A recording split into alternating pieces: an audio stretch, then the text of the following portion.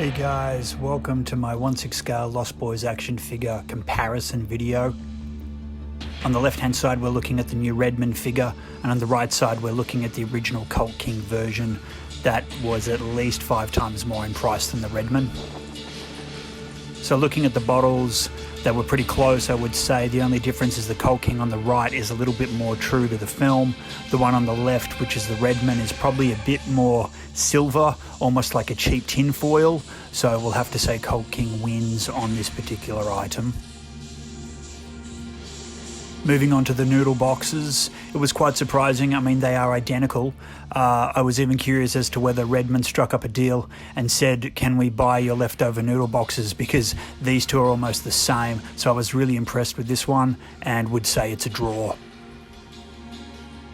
With the vampire hands, definitely Cult King's is the winner. Just a little bit more detail. The Cult King hands are a lot harder to grasp, whereas the Redman hands are a little bit softer, a little bit more rubbery to touch, and I'd say probably a little bit inferior.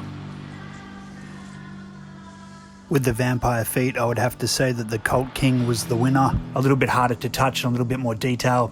As you can see with the Redman feet, they are kind of rubbery and watered down in colour.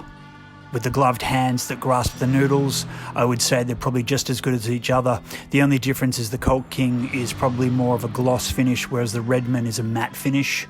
With the earrings, it was interesting. I found that the Redman earring was a little bit easier to manipulate. It's slightly larger and a little bit thicker, which I found did help because it's such a small item. So I'm probably going to go with the Redman earring over the Cult King on this one, very surprisingly. With the vampire heads, it's very close. I mean, I was quite shocked. I would say there's a fraction more detail inside the mouth of the Cult King, but Redman's done a really good bootleg. It's an amazing copy that they've done, if that's what you want to call it. Probably the Cult King head is a little bit more on the white side with the hair, whereas the Redman is a little bit more yellow.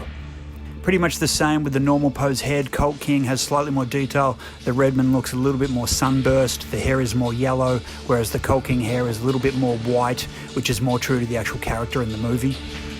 Looking at the jackets, Cult King definitely wins on the leather jacket. It's got all of the wear and tear around the collar where the leather fades, whereas the Redman jacket, it's very basic, tacky, glossy, kind of a low-grade version. So Cult King definitely wins on the jacket. And the same with the pants. I mean, the pants on the Cult King are more matte, which is true to the film, whereas on the Redman, the leather is very tacky and glossy and a lot cheaper. So overall, definitely the leather wins on Cult King for sure. With the jackets, though, with the overcoat, I've got to say it's almost an exact replica. Much more like the noodle box. The overcoat and the noodle box are almost identical, right down to the buttons, the watch and the badge. So my hat's off to them there. I was quite shocked.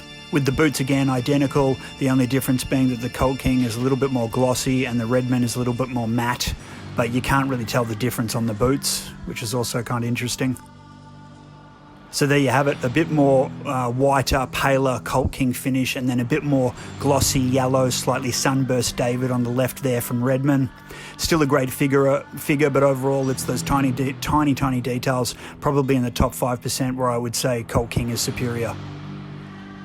And the same goes for the vampire heads as well. Cult King just feels nicer in the hand and it feels expensive, whereas Redman does have that bootleg feel to it. But as a collector, if you can't afford the Cult King, then there's nothing wrong with owning a Redman, especially if you're a diehard fan of the Lost Boys movie. I've got both in my collection now, being a huge Lost Boys fan, and you may do the same. Thanks for listening, guys. Hope you liked the comparison.